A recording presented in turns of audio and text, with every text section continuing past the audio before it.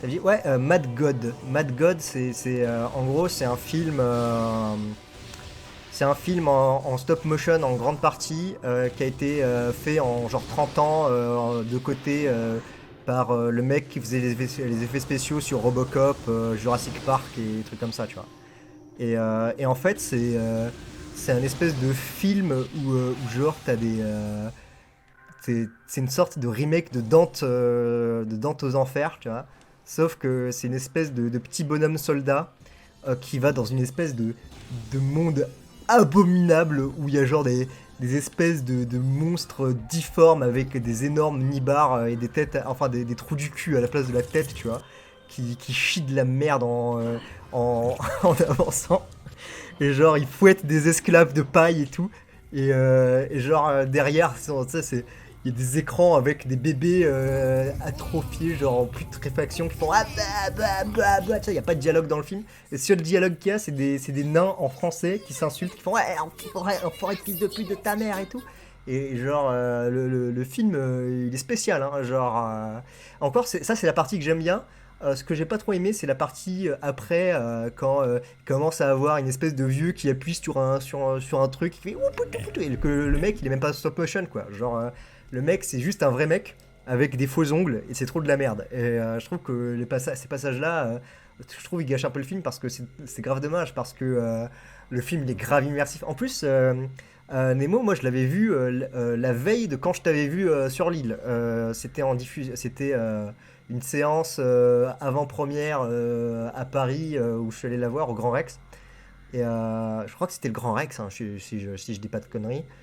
Euh, et, euh, et après, ouais, ouais, genre le film, il est grave spécial. Puis en plus, ouais, au niveau technique, le film, genre, c'est des gros trucs dégueulasses, mais fait avec une attention toute particulière. Le film, il a vraiment mis 30 ans à être fait. C'est un truc moitié horreur, moitié expérimental et tout.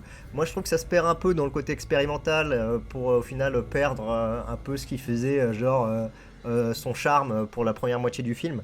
Mais ouais, il y a un peu un côté onirique derrière en fait. Tu verras, même le mec, après il est venu en interview, je crois que c'était lui ou des gens qui ont bossé sur le film sont venus expliquer que en gros, ouais, il y a des scènes où ils descendent des espèces d'escaliers en spirale et tout, et que c'était littéralement un rêve qu'ils ont eu en fait.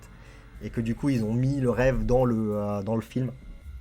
Mais ouais, et en plus, il y a un peu un truc où, genre, la fin, on dirait que c'est une sorte de préquel à l'Odyssée de l'espace, en fait. Genre, c'est vraiment très particulier.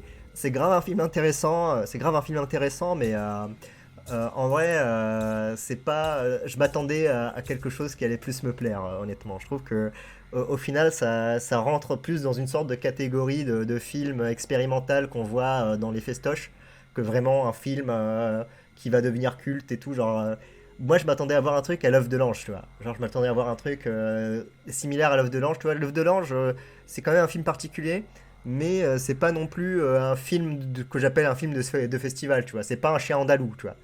Et encore même un chien andalou, tu vois, ça dure 13 minutes un chien andalou. C'est culte parce que c'était novateur à l'époque et tout. Mais tu sais, c'était surréaliste. Ouais, voilà, le truc c'est que le film est complètement surréaliste. C'est vraiment dans la démarche limite un peu, je dirais pas dada, mais vraiment surréaliste, quoi. Genre, voilà, c'est ça, Mad Dog.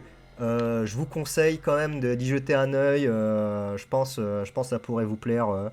Je crois que ça sort sur une plateforme de streaming, je sais plus laquelle. Sur la rediff, si je dois monter la rediff, je mettrai ce qu'il faut dans le montage. Mais voilà.